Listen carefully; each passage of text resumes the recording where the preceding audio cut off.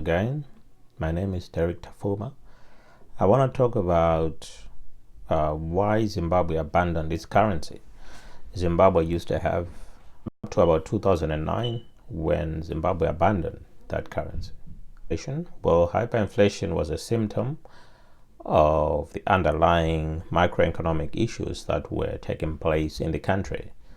So the economy was battered, there was hyperinflation, and Zimbabwe decided to drop the Zimbabwe dollar and adopt multiple basket of currencies dominated by the South African rand, the United States dollar, pound sterling, Botswana pula, the Japanese yen, the Indian rupee, the Chinese yuan, renminbi, and I don't know what else.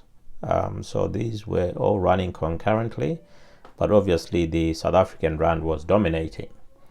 Now, already we can see how Zimbabwe put itself into a storm with currency wars taking place, because we've got a basket of currencies and these currencies are in competition with each other. Their respective governments want them to dominate. The Chinese want the yuan renminbi to dominate. The Japanese the same, the pound sterling, the US dollar. So there are currency wars taking place, and we've just been taken right into the middle of it. A currency we do not control from back home. Our central bank is unable to print because it's not our currency. So what caused this hyperinflation? So first of all, there was a shortage of Forex due to reduced exports. There were political reasons for that. Reduced exports, we could not export more than we used to because of the land reform program. There were reduced exports, so there was reduced Forex coming in. There were closure of industries, loss of jobs. So if people lost jobs, they were not paying taxes. If industries closed, it means that the jobs that they were providing were also going. So you had people losing their jobs.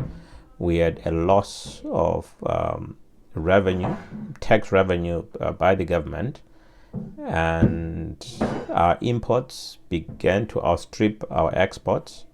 We were importing more than we're exporting, so obviously we're using the scarce foreign currency, and that creates a scarce foreign currency, also creates a demand for the foreign currency, which then makes the foreign currency more expensive. So it fuels the hyperinflation. Then Gideon Gono was the Reserve Bank governor at the time, to sort out their own credit crunch in the Zimbabwe dollars that he was printing. And if there's no demand for them, then they become inflated. There was demand rather for the basket of currencies, for the US dollars that people were buying. In fact, the government needed that Forex as well. So I think they were printing, overprinting, buying off the Forex and then using the Forex for their own imports and for making sure that the national airline has got enough fuel, jet fuel, to enable the president to meet his international obligations by traveling to other countries, etc.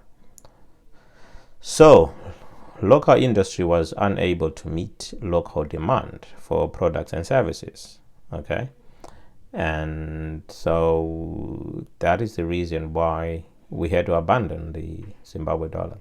But should it come back? Should the dollar return? Okay, I cover this in another video, but the main reason why the government has not brought it back is not because it is economically suicidal. Lose popularity, no one wants it back. Their trust will just be, they've already lost trust, and that will just keep going further down. So I think which is why we will not get to see economic decisions being taken seriously by this government.